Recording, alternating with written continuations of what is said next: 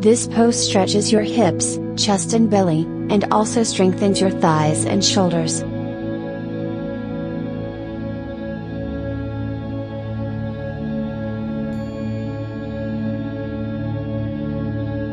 Start in a lunge pose, but with your right leg on the floor.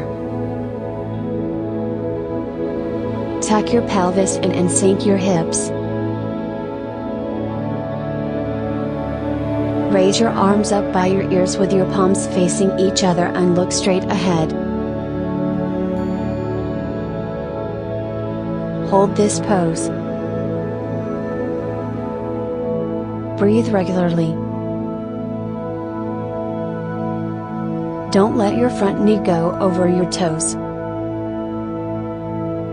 Keep your front knee facing forward.